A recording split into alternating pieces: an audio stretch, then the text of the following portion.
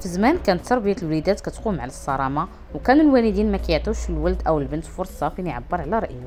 كانوا كيقولوا الكبير كبير والكلمه كلمته، وهذا الشيء خلى بزاف من الوليدات يكبروا وهما ساكتين ما كيهضروش واخا يكون عندهم الحق. الضرب كان عادي والعقاب كان وسيله باش يتربى الولد، وحتى الحب ما كانش كيبان بزاف، وكانوا الوالدين كيبغيو ولادهم بصمت، ولكن ما كيعبروش عليه بكلمات ولا احضان. دابا تبدلات الامور، التربيه الحديثه ولات كتقوم على الحوار والتفاهم.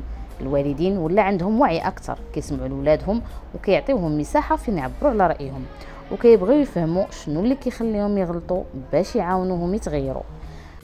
ما بقاتش التربيه بالصوت العالي، ولكن بالحوار الهادئ، ولا التركيز اكثر على الجانب النفسي ديال الطفل وعلى بناء شخصيه قويه ماشي خايفه.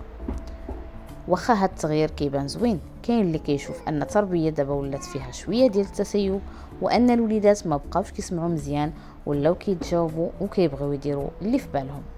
الصراحه لا التربيه ديال زمان كامله ولا ديال دابا كامله، خاصنا ناخذ من كل وحده الجانب الزوين ديالها، نكونوا حازمين في المواقف اللي خاصه الحزم، وما نساوش الحنان والحوار والاحترام المتبادل.